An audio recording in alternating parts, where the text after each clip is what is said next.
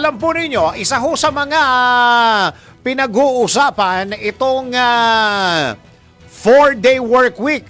Actually, isa sa mga pinag-uusapan din yung mga hindi kasama ba? 'Di ba sabi ng DepEd hindi kasama ang mga estudyante lalo na sa public school. Sa ano yata? Sa private pwede.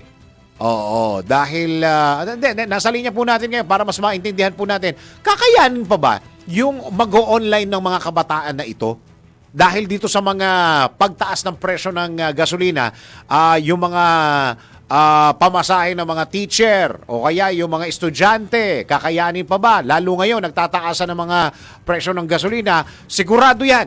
Sigurado yan. Ang susunod na tataas dyan, yung pamasahe. Sigurado yan. At alam ko may parang petisyon ang mga transport groups na 5 pesos yata eh. Haba, laki. Nasa linya po natin ngayon ang founding president po ng National Parent Teachers Association. Nasa linya natin ngayon si Mr. Willie Rodriguez. Sir Willie, magandang araw po.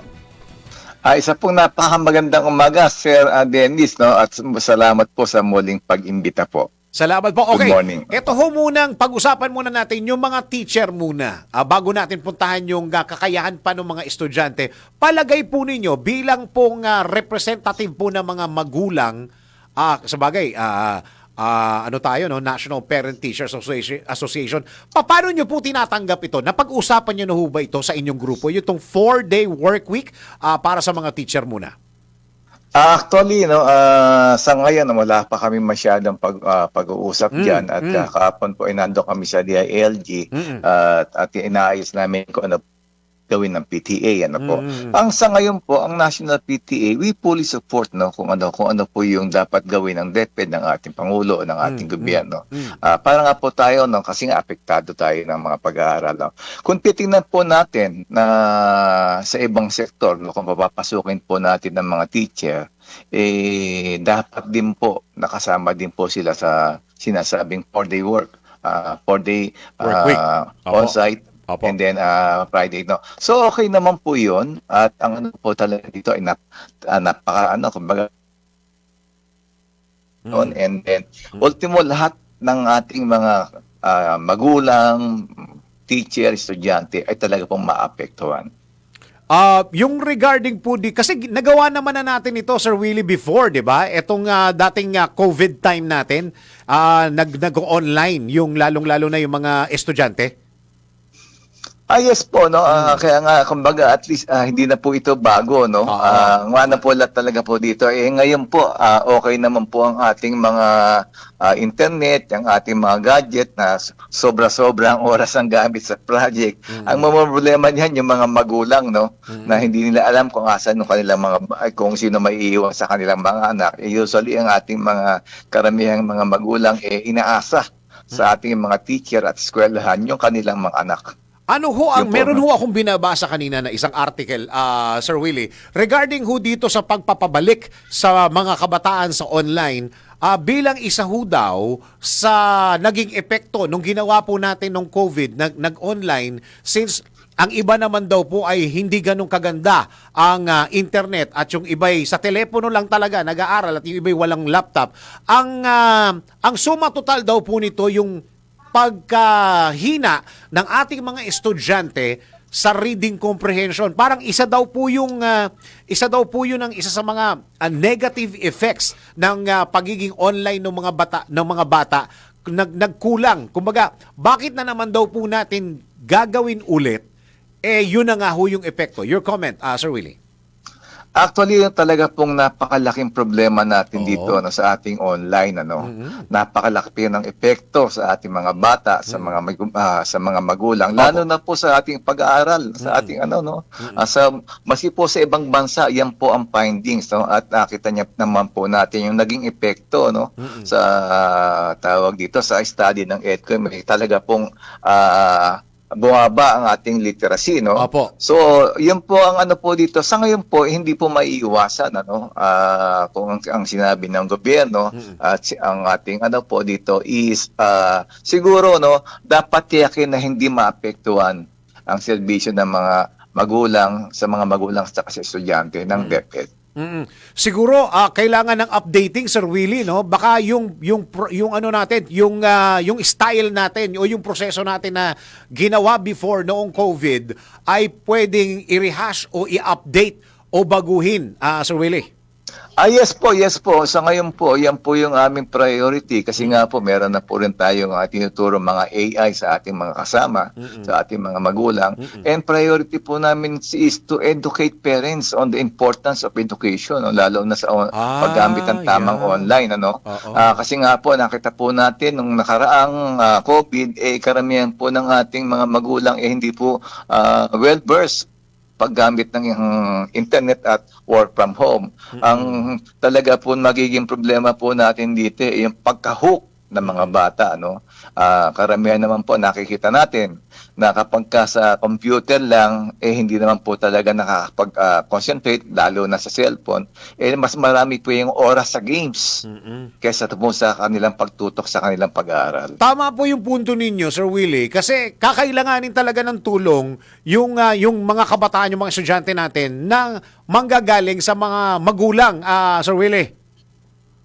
Yes po. Ano po dito, maski nakatutok po ang magulang, makikita po naman natin, nakikita niya sa Facebook, sa YouTube, na kunyari nag-aaral pero nag-gaming. So yun po dito ang talagang napakalaki, napakasama ng epekto ng ating mga tawag dito sa online ng ating sa kabataan. Yun hong kahandaan ng mga teachers po going back to the online proseso po at saka yung mga module na tinatawag. Yun po ba'y problema pa rin? Kumbaga, hindi pa rin nakaredy yung mga teacher natin. Ano ho ang ginawa before na may mga pagkukulang? Napunuan po ba ito o ganun pa rin ho yung reklamo ng mga teacher, Sir Willie? Sa pagpasok po ng EDCOM 2, no, tsaka EDCOM EDCOM po napakalaki po ng tulong at ang ating Senate at Congress marami na po pagbabago na especially sa pag-upo ng ating buting Secretary Angara at ang ating Pangulong Marcos nakatutok po sa edukasyon sa ngayon. So talagang buong gobyerno po natin is on the team, especially yung ating Education Committee ng both Senate, Congress at saka ang EDCOM nakatutok po sa pagbabago, no. Ang ano po dito sa ngayon, ang mga module, yung mga ano po is kumbaga at least hindi na po masyadong inaano po yan, no, binibigyan ng problema dahil nakatutok po tayo sa ngayon sa pagpapataas ng antas ng ating literacy ng ating mga estudyante. So sa online po ngayon, siguro meron tayong 4-day work and then 1 day online, hindi naman po masyadong magiging problema, no. Basta patuloy lang ang konsultasyon sa stakeholder tapos yung suporta na makabuluhang reforma sa ating mga pangangailangan sa edukasyon. Okay, so ang stand po ng National Parent Teachers Association, open po kayo na to go back online, lalong-lalo na dito sa tumataas sa presyo ng mga gasolina natin, Sir Willie. Yes po, no, we fully support, no, ang para mapanatili natin ang mahusay na serbisyo. Dapat ang lang po natin i-prioritize natin ang kapakanan ng mga mag-aral at ang ating kalidad ng edukasyon, no. Dapat manatiling priority yung ating edukasyon, especially during this time of crisis, no, na medyo nasa crisis po tayo. At ang po dito, sa ngayon po, tama po ang ginagawa ng ating DepEd. Okay. Sa bagay, Sir Willie, malapit na magbakasyon ng mga kabataan ngayon Marso na ngayon Yan po ang magiging problema natin dahil napakainit po. Yun po yung tuwing sa pong malakas ang kuryente. Okay.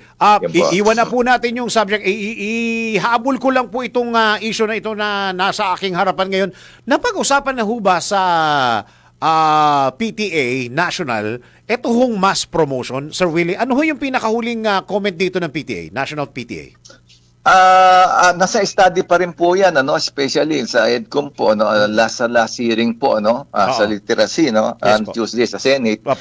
Binalangkas po namin yan, kasama po kami doon. So talaga pong gumagawa ng paraan at maganda po ang ginagawa rin ng DepEd, ng Senado at ating mga education advocates, no, yung ating mga NGO, no, especially yung mga partners natin sa education, talaga pong ang ano po dito, nakatutok po tayo sa literacy at ginalagyan po ng atin ng mga solusyon. Yun po yung ating ano dyan. Pero wala pa ho kayo na pag-uusapan regarding po dito sa mass promotion, Sir Willie? Ano na ho yung pwedeng gawin ng mga teacher? Kasi parang sa teacher po yata itong mass promotion, Sir Willie. Actually po, talaga po napakalaking problema sa mass promotion po. No? Talaga pong hindi po maiiwasan kung makikita po natin kapag binagsak po ng ating mga teacher, sila madadagdagan pa rin po ang kanilang trabaho. Tapos po, ang automatic dyan, sila rin po ang sisisihin. Kasi nga po, kapag ka nagkulang ang bumagsak ang estudyante, sinasabing kasalanan ng teacher. Yun po ang dapat mabigyan ng tamang solusyon. Sa ngayon po, marami pa pong pagbabalangkas na at pag-aaral po sa ating portion po. Opo. So, ibig sabihin, wala pa ho ito. Wala pa ho tayong solusyon o napag-uusapan na magiging solusyon dito po sa mass promotion, Sir Willie? Actually, sa amin sa PTA po, mukha pong mahihirapan po. Sa ngayon po, binabalangkas pa lang po at ang ano po dito, sa last hearing po, yan po yung tinutukan. So baka maging problema pa ito sa susunod na pasukan, ano, Sir Willie, ngayong taon, 2026-2027? Actually, makikita po natin yan siguro that remains to be seen, and then siguro nga po hinihigpitan po. So ang solusyon po kasi diyan ngayon is talaga pong pataasin ang antas ng ating illiteracy at kumbaga at least empower our teachers. Siyempre ngayon po, sa ginagawa ng ating mahal na Pangulo, yung ating mga declogging ng ating mga sobra sa eskwelahan, so dadami kasi ating mga school rooms, ayun po na isa po nakitang problema. Kaya nga po, ang ano po dito, siguro after a year na mapuno po yan, siguro bigyan natin ng time, no? Ayan po inakasama po sa report ng ating EDCOM 2. So, pagka na-report na po yan, talagang tinututukan. Opo. Dako, last na to. Promise, Sir Willie, yun hong problema sa bullying sa eskwelahan. Ano na ho ang napag-usapan din Actually po, matagal na pong issue yan. Ang problema, ito nga po, sabi po ng DILG kahapon, si Ashik Bet de Leon, talaga po nagiging problema natin ng bullying. Sila po kasi ang nasa community affairs, ang DILG at DepEd continuous po sa ating Child Protection Committee. So makikita po natin diyan yung nambubuli at saka yung nabuli, ang nasa upbringing po kasi ng magulang problema ng bata. Ang ano po dito siguro po yung nambuli meron po talagang problema rin. Kumbaga at least kailangan ng atensyon. At yung nabuli, siguro po it takes two to tango, sinasabi naman kung bakit itong nakaraan, nakita naman po natin na talagang binubugbog, kasalanan daw ng ganyan. So marami pong ganyan, Ang ano po dito, ang pinag-aaralan po namin, yung cost ng ating mga bata, na yung mga nambubuli, At ang ano po dito, isa pong solution yan is yung tawag dito, is kumbaga, ibaba yung ating juvenile law. Ibaba po sa ang edad? Ang ano po ang siguro, yun po suggestion namin sa mga 10, di ba nakikita po natin yung mga hindi lang po bullying, kasi malalakas ang loob kasi nga po hindi nakukulong, At ang ano po dito is sa ibang bansa po kasi kapag ang magulang ang bata nakasakit o nakapag-biktima, magulang po kasama sa parusa. Yun. Okay. Sir Willie, pahingi ako ng part 2 siguro sa mga susunod na panahon. Maraming salamat po, Sir Willie. Sir? Opo. Thank you po sa oras na binigay nyo sa DWIC. Maraming salamat po, Sir Dennis. Okay, thank you po. Thank you po. Founding President ng National Parent Teachers Association, si Mr. Willie Rodriguez.